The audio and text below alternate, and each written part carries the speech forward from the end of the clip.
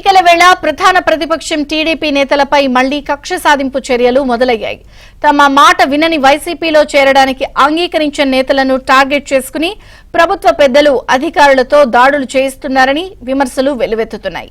మాజీ మంత్రి నారాయణ విద్యా సంస్థల వ్యవస్థాపకుడు పొంగూరు నారాయణ సంస్థలపై శుక్రవారం నెల్లూరులో జరిగిన దాడులు ఈ కోవలోవేనని టీడీపీ నేతలు విమర్శిస్తున్నారు.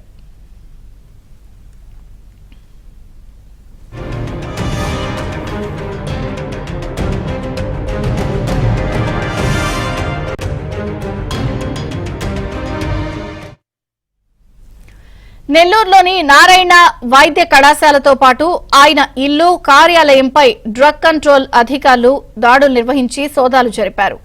సుమారు 5 గంటల పాటు సోదాలు నిర్వహించారు. ఆయన సతీమణి రమాదేవిని గృహ నిర్బంధం చేశారు. కార్యాలయాన్ని పోలీసు బలగాలతో దిగ్బంధం చేశారు. లోనికి చొరబడిన వారు ఎవరో, ఎందుకొచ్చారో, ఏం వెతుకుతున్నారో అర్థం కాక కార్యాలయ సిబ్బంది హడలిపోయారు. 5 గంటల సోదాల అనంతరం అనుమానించదగిన ఫైళ్లు, డబ్బులు ఏవీ లభ్యం కాకపోవడంతో రాత్రి 8 గంటలకు వెనుదిరిగారు.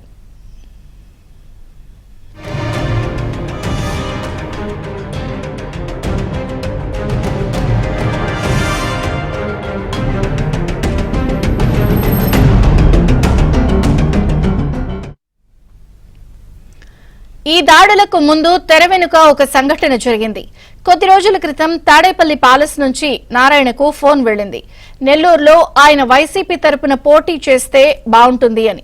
ఆయన వైసీపీలోకి వస్తే వ్యాపార పరంగా, విద్యాసంస్థల పరంగా అన్ని విధాలా సహకరిస్తామని ఫోన్ చేసిన వారు చెప్పారు. కానీ నారాయణ తిరస్కరించారు. తనకు అటువంటి ఆలోచన లేదని, వైసీపీలోకి రాలేనని ఆయన సున్నితంగా తేల్చేశారు.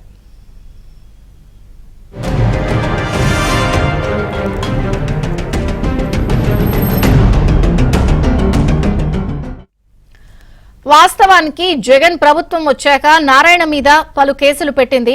రాజధాని అమరావతికి భూమి సేకరణ నుంచి ఇన్నర్ రింగ్ రోడ్డు ప్రశ్నాపత్రాల లీకేజ్, ఇలా ఎన్నో కేసులు నమోదు చేసింది ప్రభుత్వం. ఏ కేసులోనూ ఆయన్ను దోషిగా నిరూపించలేకపోయారు. ఇన్ని చేసి కూడా ఆయన్ను వైసీపీలోకి తీసుకెళ్లాలని ప్రయత్నించడం టీడీపీ వర్గాలను విస్మయపరుస్తోంది. తాడేపల్లి ఆఫర్ను తిరస్కరించగానే శుక్రవారం ఆయన సంస్థలపై దాడులు జరిగాయి. రాష్ట్ర ప్రభుత్వ పరిధిలోని డ్రగ్ కంట్రోల్ అథారిటీ ఈ సోదాలు చేసింది. ఈ అథారిటీకి ప్రస్తుతం ఐజీ కొల్లి రఘురామిరెడ్డి ఆధ్వర్యం వహిస్తున్నారు. టీడీపీ అధినేత చంద్రబాబు అరెస్టుకు సంబంధించిన కేసులను విచారించిన సిట్కు ఆయన ఇన్ఛార్జిగా ఉన్నారు.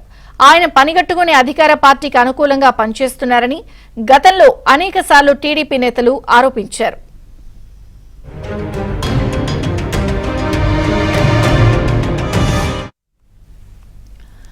నారాయణకు ముందు కొద్ది రోజుల క్రితం బాపట్ల జిల్లాలో పరుచూరు టీడీపీ ఎమ్మెల్యే ఏలూరి సాంబశివరావుకు సంబంధించిన గనుల క్వారీలు, ఆయన అనుచరులైన టీడీపీ నేతల క్వారీలపై గనుల శాఖ అధికారులు దాడులు చేశారు. తన నియోజకవర్గంలో వైసీపీ నేతలు, సిబ్బంది కుమ్మక్కై దొంగ ఓట్లను భారీగా చేర్పించడంపై సాంబశివరావు పెద్ద పోరాటం చేశారు. దీని ఫలితంగా కొందరు అధికారులు సస్పెండ్ చేశారు. దీనికి ప్రతీకారంగానే ఆయన క్వారీలపై దాడులు జరిగాయని ఆరోపణలు వచ్చాయి.